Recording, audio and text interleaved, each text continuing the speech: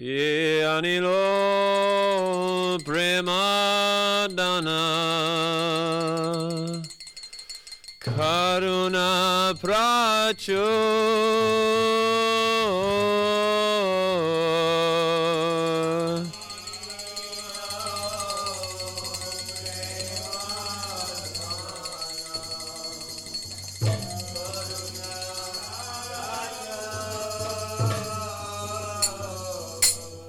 He anilo premadana karuna pracho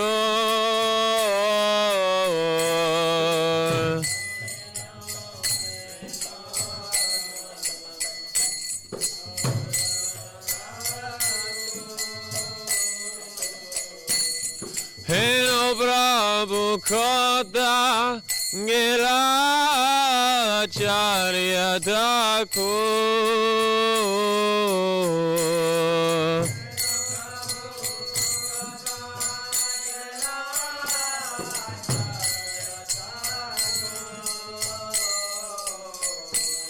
Heno prabhu kota Gela charya thakur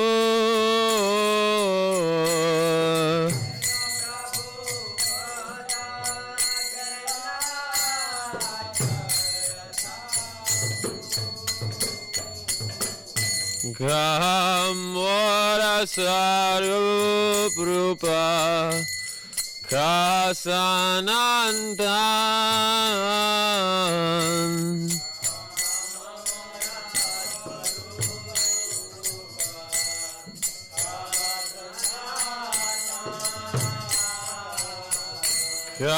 Kamora sarup rupa Kasanandan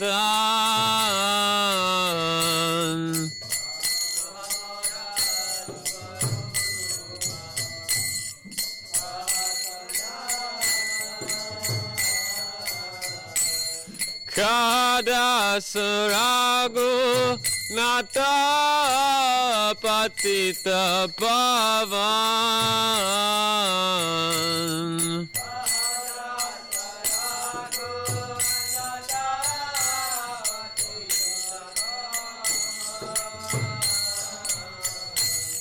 Kadasaragunata patita pavan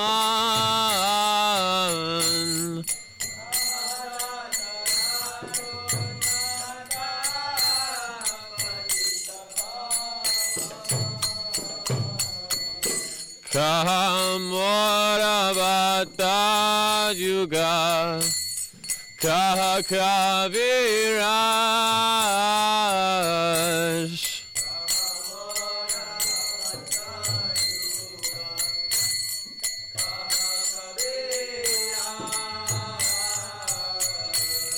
Katamoravata yuga Kaviraj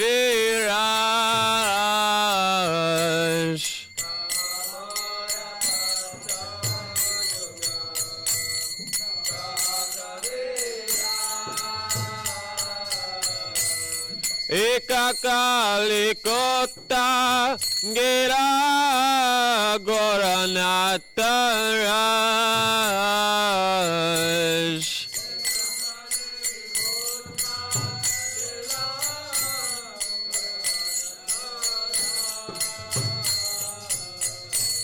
Ekakali kota gira goranataraj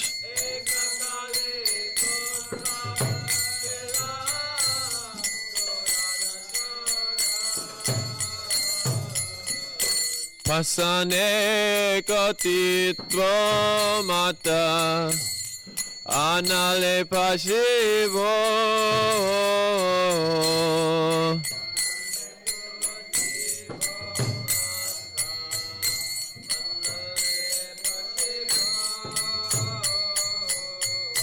Pasane kotitvo mata Anale pasivo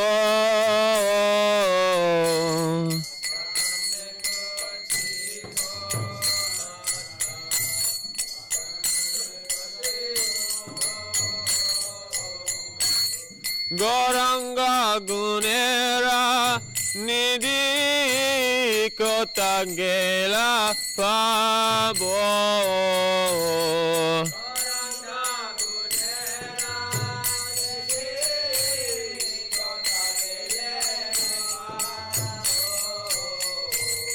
Goranga gunera nidhi kotagele prabhu.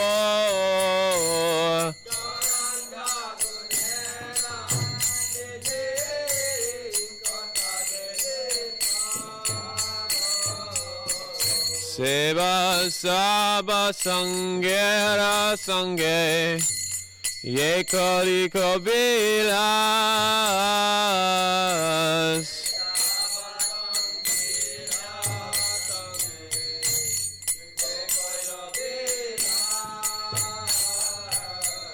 Se saba sangera sange ye kilo bilas.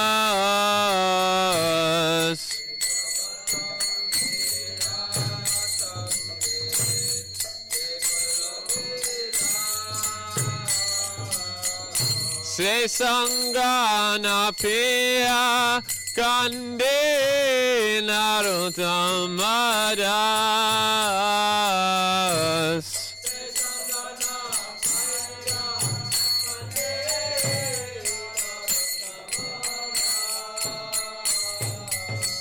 Se sangana paya kande narutamadas.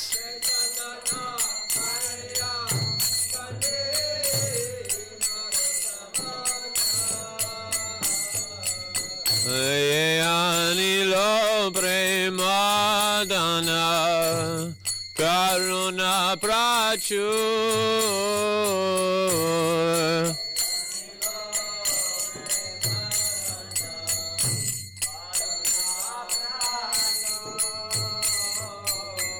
Eno prabhu kota gila charya thakur.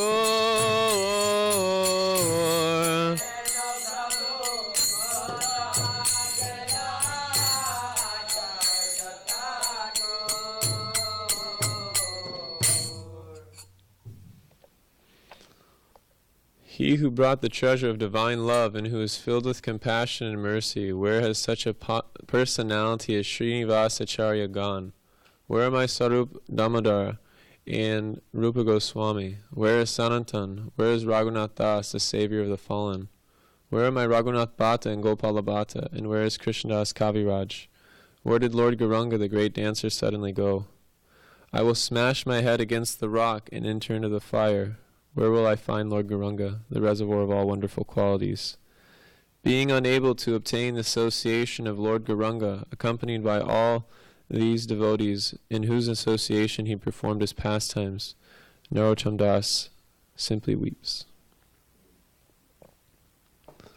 So, this mood that Narottam Das Thakur is bringing is kind of Dharma Setu spoke on it, but I think I'll speak on it again just because it's important to understanding the mood of our lineage.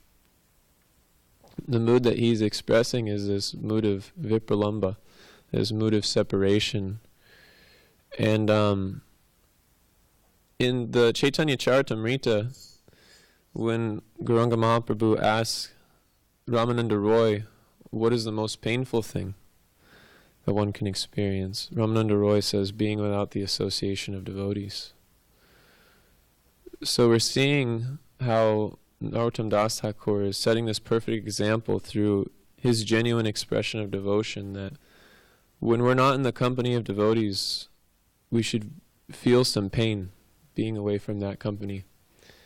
And when we're in the company of devotees, we should deeply reflect on how fortunate we are to be existing within that Sangha. We've been passing through life after life after life, suffering, material association, cheating, so many different things. And now we're coming into the divine association of devotees. So reflecting on this song, it can help us appreciate how fortunate we are to be in the association of devotees, but also help us reflect on how much we need the association of advanced Vaishnavas like Srila Prabhupada in order to help us make advancement. And by singing these songs in a mood of genuine separation, in a mood of longing to understand what these acharyas are presenting, it helps helps give us access to them, and helps us go deeper into our devotional life by receiving their blessings. So, Swarup Damodar was an intimate associate of Chaitanya Mahaprabhu, and probably one of the most intimate associates of Chaitanya Mahaprabhu. When Chaitanya Mahaprabhu in his last years of his life was in the Gambhira, he was experiencing extreme pangs of separation from Krishna. Zach and I were talking about yesterday. Zach's in this particular part of Antya Lila, and he was mentioning, I could see why. We have a devotee friend in Portland, and his children are very scholarly, and they like to read. And when they came to that part of the Chaitanya Charitamrita, he closed the book. He said no. So the ecstasy that Mahaprabhu was experiencing in the Gambhira is actually the last lemon of bhakti. It's considered to be, the highest mellows of devotional service. And only Swarup Damodar and Ramananda Roy were really present during that time when he was experiencing these pangs of separation. And you'll read in the Chaitanya Charitamrita that Mahaprabhu will be experiencing like this deep pain, this fire burning within himself from Krishna being away from him. And Swarup Damodar will sing in order to facilitate that mood, in order to give relief to that mood, or also intensify those moods that he's experiencing. Because Chaitanya Mahaprabhu is Krishna coming in the mood of Radharani. And so when he comes, Krishna Lila is not different from Gaura Lila. So when he comes, he has all of his associates with him, right, as well. So in order to facilitate the mood of experiencing the bhav of Radharani, he has these intimate associates helping him, guiding him along the way.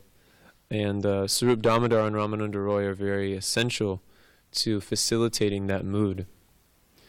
And then Shivananda Sain, he was a great Vaishnava that spent most of his time in Navadvip, and he was in charge of bringing the devotees from Navadvip Dham to Jagannath Puri Dham. And there's lots of wonderful pastimes with Shivananda Sain, and we can meditate on the mercy that the wishes of a Vaishnava can have on our Krishna consciousness. In the Nectar of Devotion, it says that the good wishes of a Vaishnava can actually bring us perfection. And this is exemplified in the character of Shivananda Sain. When they were making their way to Jagannath Puri, and a dog started following them, and he actually had some compassion on this dog. And he was feeding him prasadam, so much so that when he would go away from the group, he would tell the group to look after him. And this one time, he asked them to please look after the dog, give him some prasadam. And when he came back, the dog was missing. He became a little bit worried. And when they got to Jagannath Puri, the dog was there with Mahaprabhu, and Mahaprabhu was throwing him his remnants. And this dog was jumping and catching it. And then it's understood that dog actually achieved perfection by the mercy of Mahaprabhu. So we can't enter into understanding the mercy of Mahaprabhu without the mercy of these devotees, these intimate associates of Mahaprabhu. Swarup Damodar can help give us access into the deeper aspects of who Gauranga Mahaprabhu actually is and what he's presenting. And a lot of the Chaitanya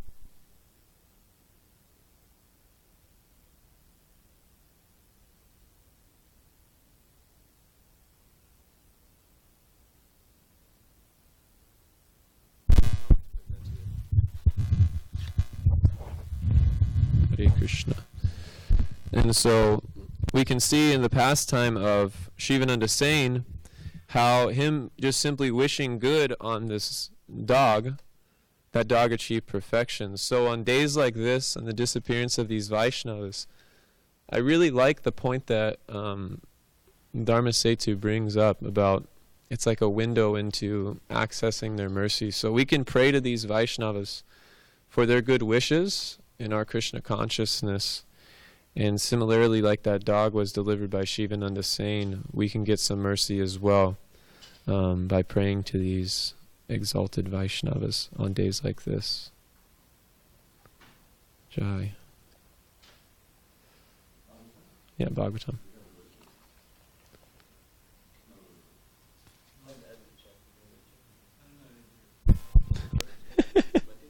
It's 20, yeah. Om Namo Bhagavate Vasudevaya. Om Namo Bhagavate Vasudevaya. Om Namo Bhagavate Vasudevaya. Narayanam Namaskritya Naram Chaiva Narottamam Devim Saraswatim Vyasam Tato Jai Mudirayed Nashubhairu Subhadresu Nityam Bhagavata Sevaya Bhagavati Uttama Shloke Bhakti Bhavati Naishtiki. Does everyone have like some type of device that they can follow along on? No? Yeah, maybe we can.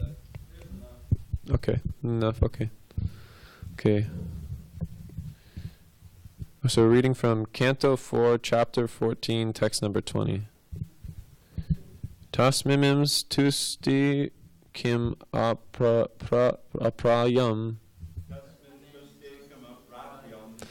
Jagatam Ishvareshvara Loka Sampala Hide Estasmai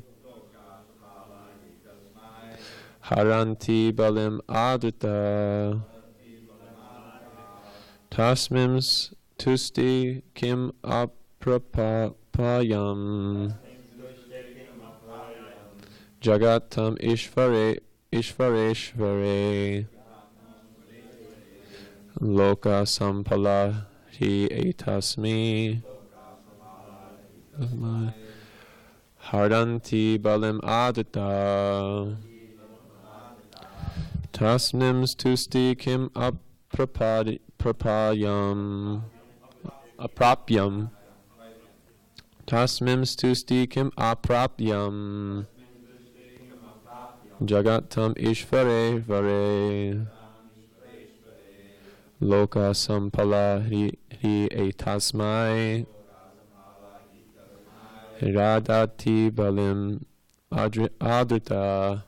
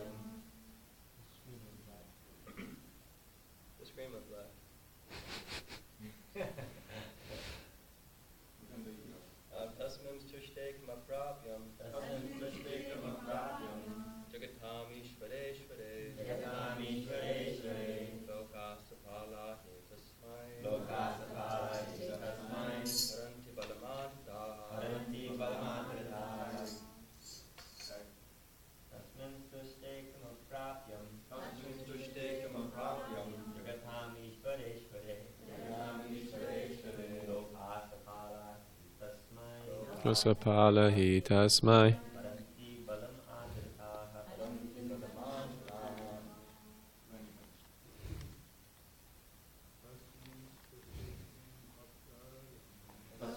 Bhagavatam.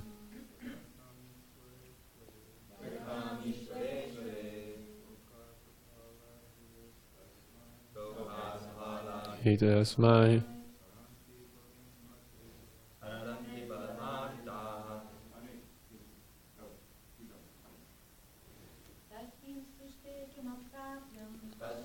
Say Padambapyam.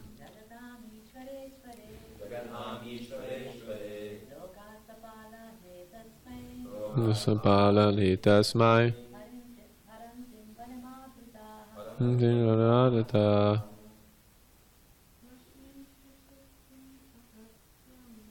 Minsasimbaram Bapyam. Dam Ishvareshvare. Lokasapala Litasmai. Devrata.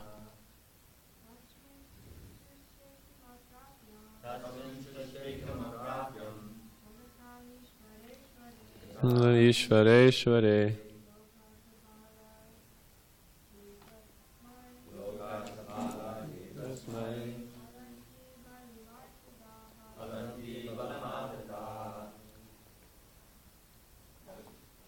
Tasmin, when he, to stay, is satisfied. Kim, what? Aprapyam, impossible to achieve. Jagatam, of the universe. Ishvara, the controller of the controllers. Loka, the inhabitants of the planets. Sapala, with their presiding deities. He, for this reason. Etasmai, unto him. Haranti, offer. Balim, paraphernalia for worship. Adrita, with great pleasure. Translation and purport by His Divine Grace, A.C. Bhaktivedanta Swami Srila Prabhupada. The Supreme Personality of Godhead is worshipped by the great demigods, controllers of universal affairs. When he is satisfied, nothing is impossible to achieve. For this reason, all the demigods, presiding deities of different planets, as well as the inhabitants of their planets, take pleasure in offering all kinds of paraphernalia for his worship. Purport. All Vedic civilization is summarized in this verse. All living entities, either on this planet or on other planets, have to satisfy the Supreme Personality of Godhead by their respective duties. When he is satisfied, all necessities of life are automatically supplied. In the Vedas it is also stated, Eko bahunam yovadi dadati kama, Kathupanishad 2.2.13. For the Vedas, from the Vedas we understand that he is supplying everyone's necessities, and we can actually see that the lower animals, the birds and the bees, have no business or profession. Yet they are not dying for want of food. They are all living in nature's way, and they all have the necessities of life provided, namely eating, sleeping, mating, and defending. Human society, however, has artificially created a type of civilization which makes one forgetful of his relationship with the Supreme Personality of Godhead. Modern society even enables one to forget the Supreme Personality of Godhead's grace and mercy. Consequently, modern civilized man is always unhappy and in need of things. People do not know that the ultimate goal of life is to approach Lord Vishnu and satisfy him.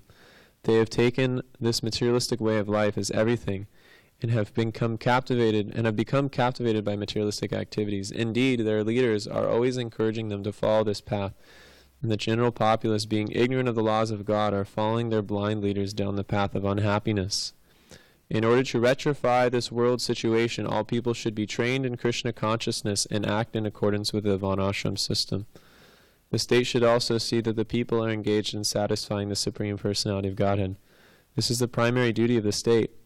The Krishna consciousness movement was started to convince the general populace to adopt the best process by which to satisfy the Supreme Personality of Godhead and thus solve all problems.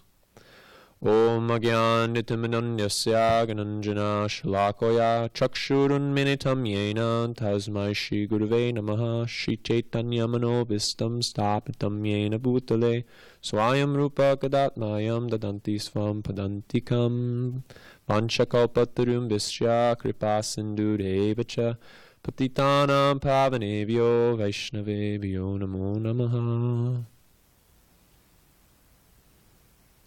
I would first like to seek the blessings of all senior Vaishnavas present, particularly Devrata Prabhu.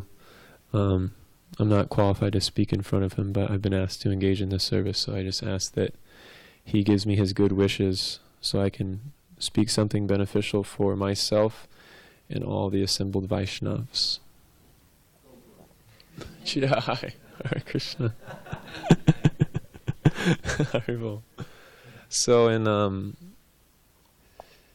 in the Bhagavad Gita, Prabhupada, in one of Prabhupada's purports, he says that dissatisfaction comes from lack of a sufficient goal in life. And we see so many people running around and they make different plans for how they're going to be happy in the material world. And they're more or less mental concoctions. Like the idea of what happiness is going to be like, it happens on the mental platform. But when it's actually carried out on the gross level, it never meets the expectations that our mind creates for it. So devotees actually know what the goal of life is. By the grace of Srila Prabhupada, we've been blessed with this transcendental knowledge to understand that the goal of life is prema pumartho mahan.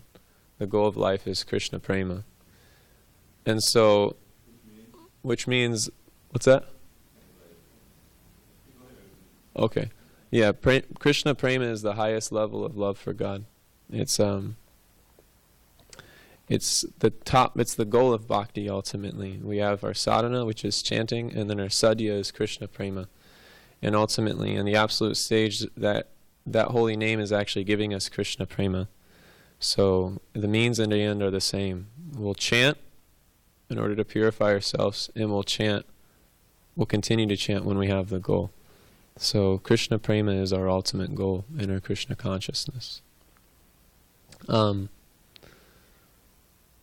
would like to tell a story about how the devotees benedict those who are lacking understanding of the goal, and how devotee association is so powerful that it can transform the hearts of the people that devotees come in contact with. There's a story in the Chaitanya Charitamrita of Mrigari the hunter, and Mrigari the hunter was a hunter, but not only was he a hunter that was trained to torture animals, not just kill animals.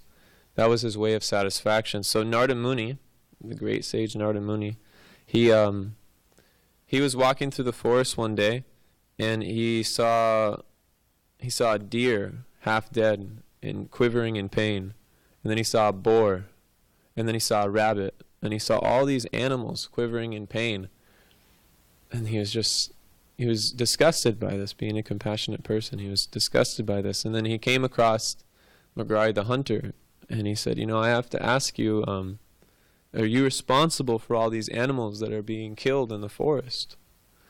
And Mrigari the hunter said, yes, that is true, that is me. And Narada Muni began to explain the law of karma. He began to explain that, when you hurt animals like this, you have to suffer the reactions of doing that. Of the pain that you inflicted on others, you have to suffer that pain as well. And so Mrigari the hunter, hearing these instructions, he became a little bit touched by Narada Muni's association. And he began to ask, well, what can I do? This is how I've been trained. My father trained me since I was a child, and the happiness that I get comes from seeing other living entities suffer like this. So what am I supposed to do? He said, you continue on, but just when you hunt, kill the animals fully. Don't half kill them. Kill them fully. Am I speaking too fast? Fully. Yeah, kill them fully, rather than just half killing them and making them suffer. And so Mrigari the hunter, he was contemplating this, but he could understand that he had killed so many animals and made them suffer in so many ways that he realized that doing that wouldn't really solve the problem, because Narada Muni was talking about, in an extended period of time that he'd have to suffer the reaction for doing this. So he began to inquire, well, how do I get free from these sinful reactions? And Prabhupada explains that this is how we should approach the spiritual master, is that we should be willing to admit our sinful nature and be willing to give it up at the feet of the spiritual master and take on their instructions. And so Narada Muni said, I will instruct you in this, but you have to follow my first instruction, which is you have to put down your bow and arrow. You have to give it up.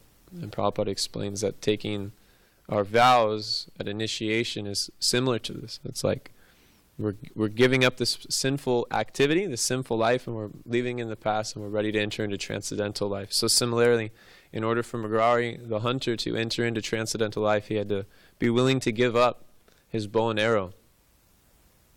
And he said, well, what am I supposed to do? This is how I maintain myself. This is how I support myself, is through hunting animals. How am I supposed to provide for my wife and myself? And Narada Muni said, don't worry, I will provide. I will make sure the arrangements are made. And Prabhupada explains that our way of livelihood isn't our means of subsistence. That ultimately the activity that we engage in isn't the source of our subsistence, but rather the source of our subsistence is coming from the Supreme Personality of Godhead. And actually in those purports, Prabhupada quotes this verse, Eko Bahunam, that's quoted there in regards to how Krishna is ultimately maintaining all living entities. Whatever activity we're engaging in is by the mercy of the Lord that our material necessities are taken care of. So Mragari the hunter, he agreed. He put down his bow and arrow, and Narada Muni said, now when you go back, any wealth that you have, you give it to qualified brahmanas, and then you and your wife leave home and you go to the forest, you construct a cottage, you sow a tulasi tree, and you begin to chant the holy name. And he did all that. And actually, when he began to follow this instruction, he began to purify himself significantly. And not only were his material necessities taken care of, but he was receiving more than he actually needed. He was receiving enough for 20 people, but he'd only accept just what he needed for him and his wife's subsistence. So Narada Muni and Parvat Muni one day, they decided to go see this hunter at his cottage.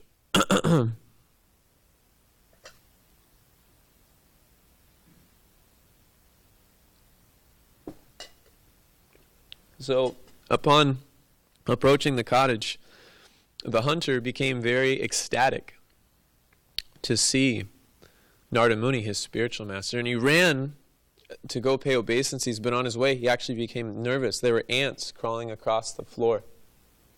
And upon seeing the ants, he became anxious because he didn't want to harm them. And he swept with his cloth the ants out of the way so none of them would be harmed.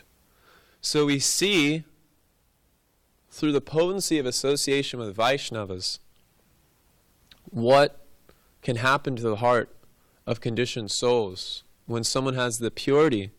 Their words have the ability to enter into the heart and actually change the habits of the conditioned souls that have been afflicted by so many unwanted qualities for so long. And Parvat Muni actually says, just see your potency, Narada Muni. You're like a touchstone. A touchstone, when it touches iron, it can turn iron into gold. So similarly, by the association of Vaishnavas, our iron-like hearts can be made hearts of gold through their instructions and through their example. There was a man that came to the temple last night by the mercy of Damodar Prabhu that we met at Ocean Beach last night. And we met him at Ocean Beach, and directly after he met Damodar, he came to the temple for Devrata Prabhu's class. Alberto, I think it was Alberto or something. And I asked him, why did you come here? I mean, he came so suddenly. I was very curious to know, why did you choose to come here? And he said he was impressed by the character of the devotees.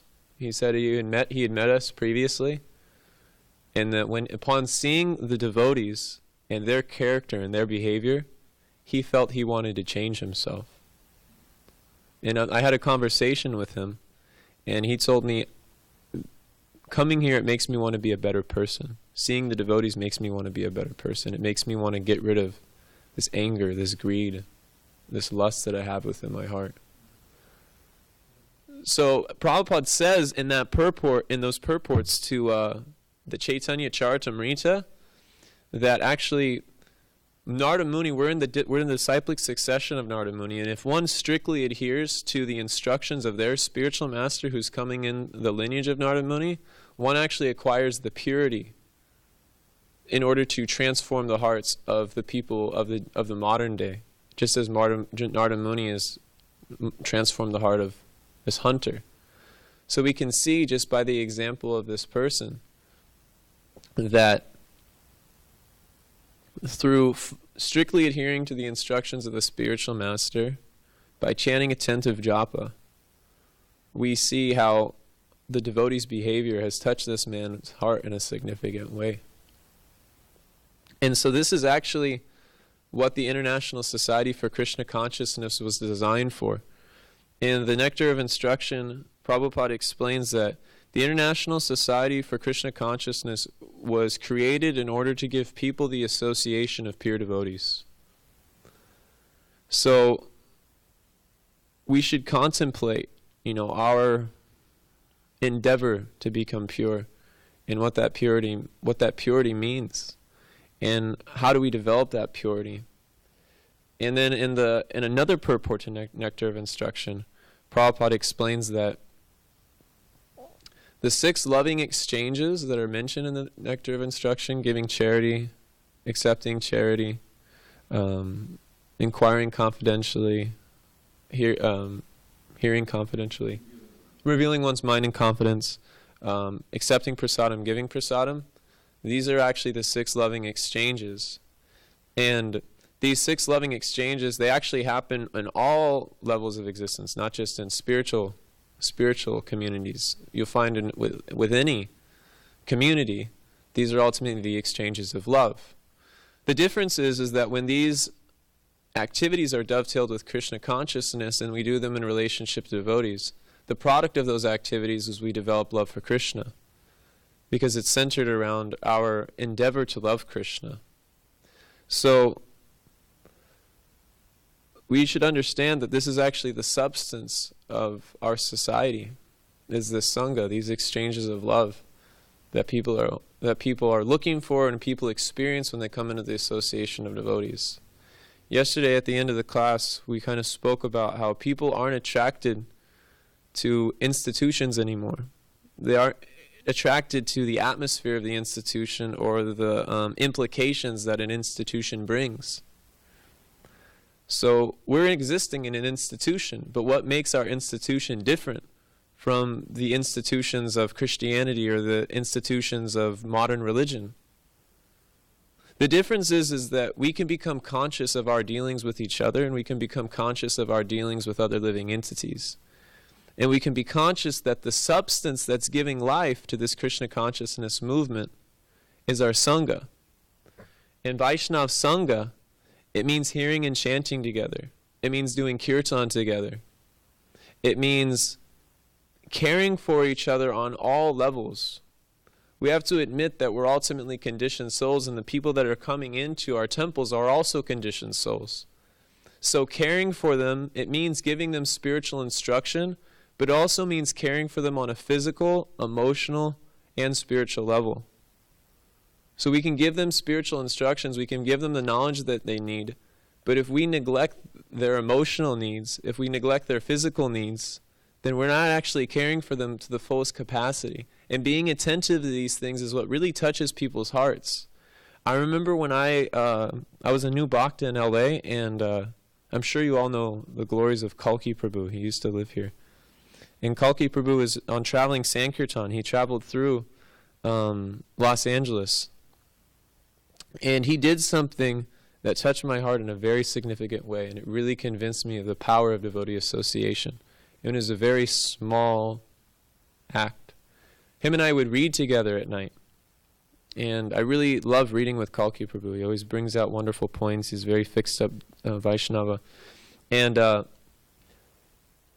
he noticed, I didn't realize he noticed, but he noticed that I have those jelly headphones that are like $10 at the supermarket, and the little jelly actually fell off, so I was just putting like the hard part in my ear.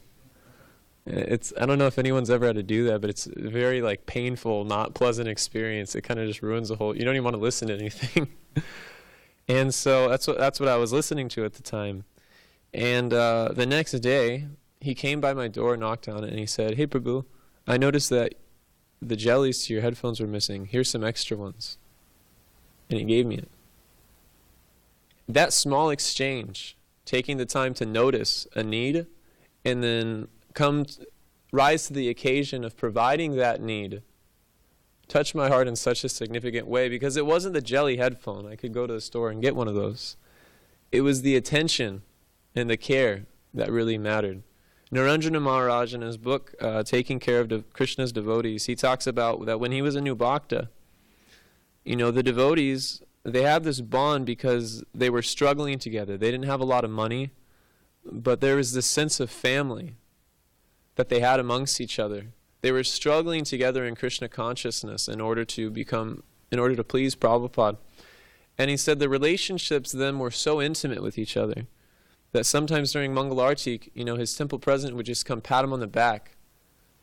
And he said that he felt so cared for just by doing that. And he said he felt cared for not because, this person was forced to care for him because of some institutional need, like the dishes need to get washed, or he was the only person that had a driver's license in the temple, or he was collecting big on Sankirtan. It wasn't because of any institutional needs. He cared for him because he wanted him to become Krishna conscious. So some could say that, caring for devotees on a physical level, on an emotional level, Prabhu, that's Maya. But if we understand where it's connected to, if we understand, the object that it's ultimately centered around, that is bringing people to the point of learning to love Krishna, then it's not Maya, because we're seeing it in relationship to Krishna. We can get carried away by that thing, then yeah, it is Maya. But if we understand that we're caring for people's emotional and physical needs and spiritual needs because it relates to them becoming Krishna conscious, then it's actually our service as Vaishnavas, and it's our service to each other in order to do this. And the reason why this is important is because, like I was saying, people aren't interested in institutions. What people want is relationships. That's what people are really seeking. People are seeking relationships of love, compassion, care. All the things that are missing in the relationships that we have out there. The relationships that we have out there are based on a cell phone. And those relationships are only skin deep. But Vaishnava relationships can become so deep. When we were in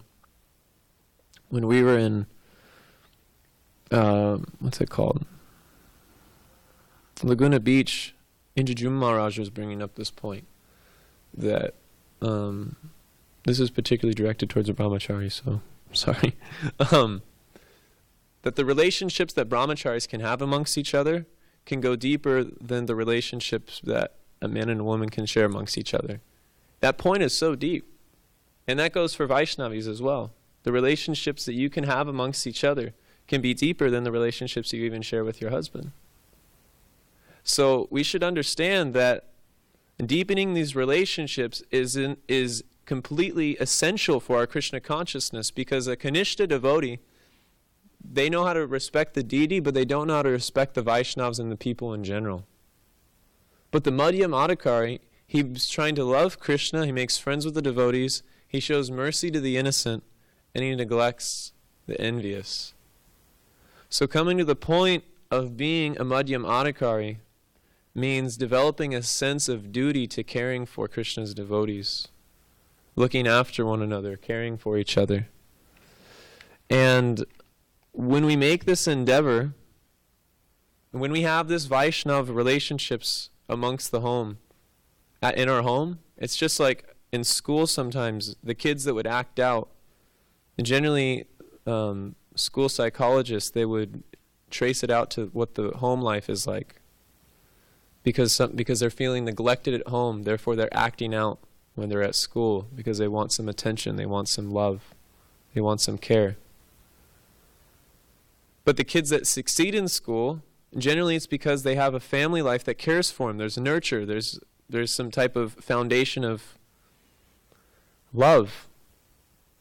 So similarly, when we're going out and we're trying to give Krishna consciousness, that's what these temples exist for, is to give Krishna consciousness to other people. Our ability to give Krishna consciousness to other people would be based on the amount of inspiration we're receiving from each other. Damodar Kumar always brings up this wonderful point that before, when we were in the material world, I definitely experienced this. Some of the friendships that we have, sometimes they would feel like brotherhood. So as we progress in our Krishna consciousness, we should feel like brothers and sisters amongst each other. We should develop that family bond. And when we have that family bond, when we go out and give Krishna consciousness to other people, people will become so impressed by the love that we have for each other. And they're going to become attracted to that. They're going to know, how do I have that happiness? How do I have those relationships? How do I experience that love that you're all experiencing with each other? So this is the reason why this relates to this purport today, is because actually the implementation of Varnashram Dharma is based on the foundation of love and trust.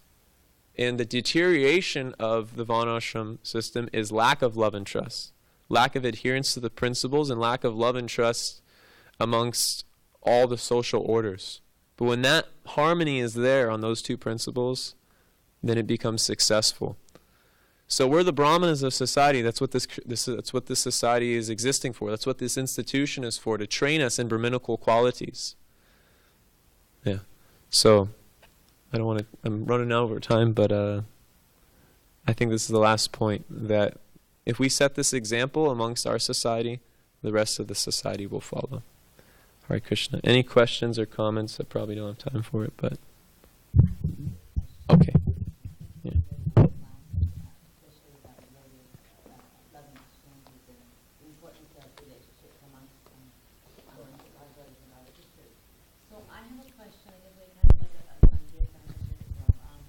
Book distribution question.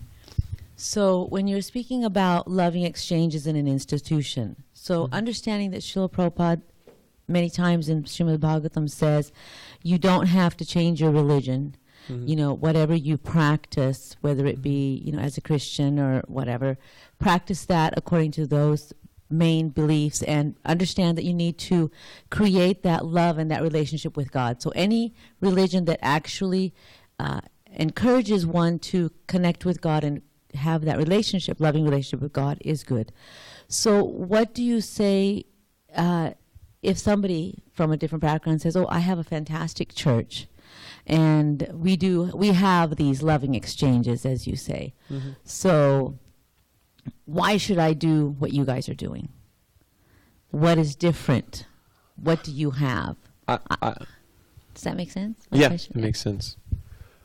I'll answer the question with a story. And I'm really glad you brought this up, because it's something I wanted to mention in my notes, but I wasn't able to. Okay. So I'll answer the question with a story, and you can extract an answer from that story. In Kiev, Ukraine, this is a story told by Madhavananda, who I consider a Shiksha guru and mentor.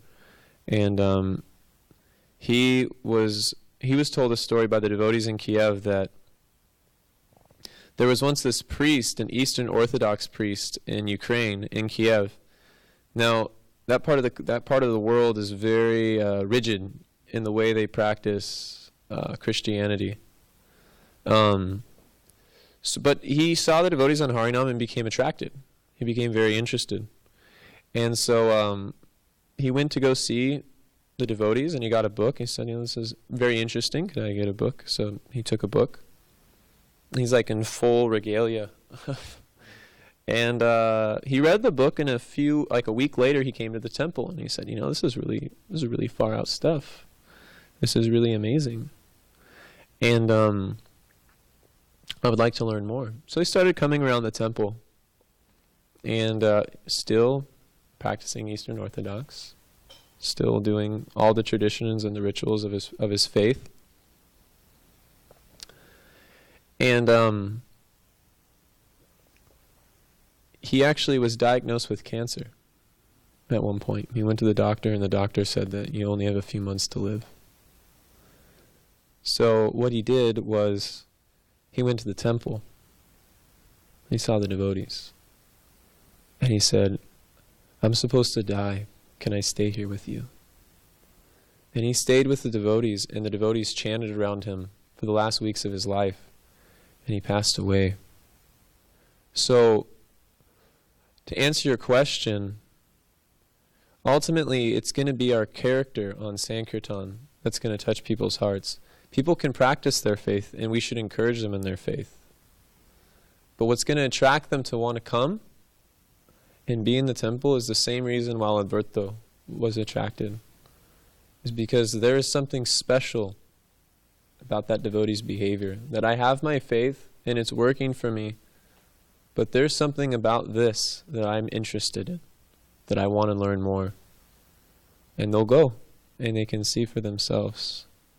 So that story, I feel, is really wonderful because it shows us that, this is Madhavananda's statement, and I'll repeat it, that God doesn't belong to the Christians, God doesn't belong to the Muslims, God doesn't belong to Buddhists, God doesn't belong even, this is what he'll say, God doesn't even belong to the Hare Krishnas. God belongs to those who call out for him with sincerity and love. Gaur Govinda Maharaj once said that our temples are crying schools. So we're teaching people to learn how to cry for God. So people can come from any tradition, come to our temple and learn the simple process of learning to cry for the Lord and the mercy of Krishna. Grantaraj srimadbhagavatam ki jai. Srila Prabhupada ki jai. Lord of Premanande.